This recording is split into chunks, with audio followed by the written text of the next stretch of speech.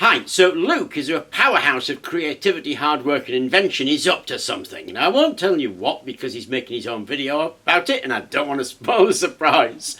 But he does need to join two flat pieces of metal together in an attractive way so that it doesn't stick out both sides. So that kind of rules out things like self-tapping screws and bolts and that sort of stuff. So I said to him, well, mate, why don't you rivet it? And he said, rivet?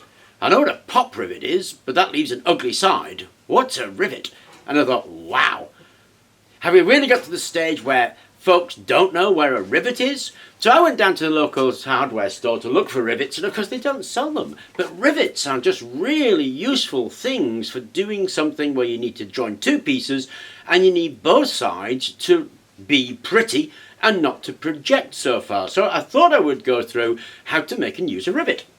Now in order to make and use a rivet, you need something like this. This is a rivet making die. It's a bit of 5mm steel, and you can see I've drilled a 4mm hole through it because I'm going to make a 4mm rivet. If I need bigger rivets, then I can drill bigger holes. That hole has been countersunk as well. So we're going to make a 4mm rivet using this die. If you want larger rivets, drill a larger hole. Now you make rivets out of bar. This is a bit of 4mm brass bar that I'm going to make the rivets out because I think it'll look pretty. Equally, we could use aluminium or steel, no worries at all, but the brass will look nice. Anyway, in order to make a rivet, it's a piece of cake. What you do is this. So there's my bit of brass bar sticking out about 1 centimetre, and I put my rivet making die over it, so I've got a 5mm out there and a 5mm length going in there. And all you actually do, I mean it's kind of easy actually, is you just hit the top and mushroom it out into the die that you just made. We've hit that a little bit, you'll see it's mushroomed out into that conical shape, which is why we countersunk it.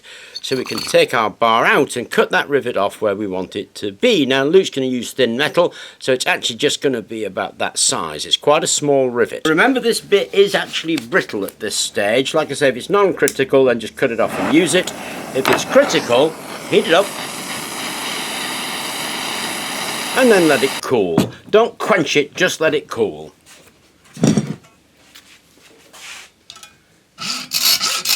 There's our little rivet there, and what we're going to join together is two pieces of aluminium because that's what Luke is using. The first piece has got a countersink in it because we made a countersink rivet. Now if it doesn't have a countersink, you can make a dome-headed rivet, and a dome rivet punch really helps. It's just like a semicircle in a piece of steel, and you pop it over and whack the steel and it forms a nice dome. You're supposed to use that when you finish the rivet. We don't have that, so we're not going to use it, but we made a countersink rivet. And we also have our other bit with, of course, a 4mm hole. Now brass is a brittle metal. When you're working with brittle metals that get more brittle as you hit them, it does help to apply heat. This makes the metal soft.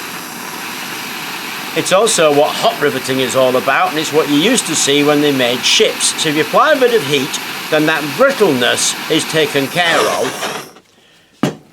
But you do need to wear gloves and watch out because it is hot. And then pop that down with the countersink down. This one here. Now we're aiming to make a dome. Like I say, with a rivet you use a dome punch, but here we're aiming to make a dome over there, so you hit it to dome it out. So don't whack it straight on the top because it'll bend. Hit it around the edges to make a dome.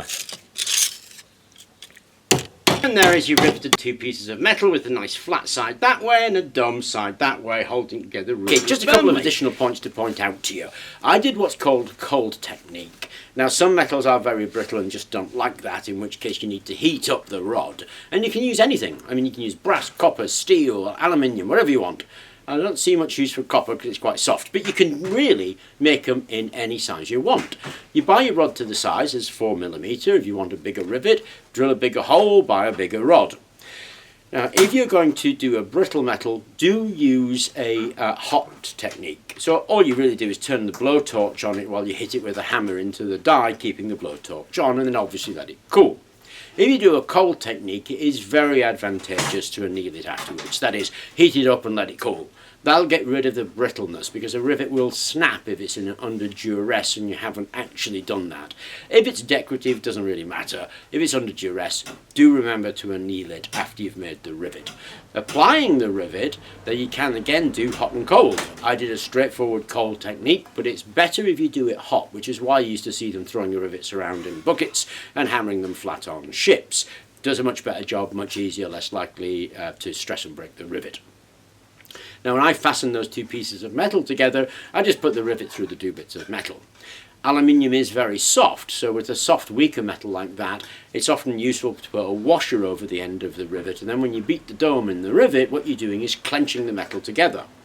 That spreads the load of that clench so it doesn't rip through the aluminium. It actually spreads it across the load of your steel washer. Now, it's a beautiful technique, but to be honest, it is a bit of mucking about, both in making your rivets and fixing your rivets, which is probably, in our world of instant gratification, we don't do it anymore.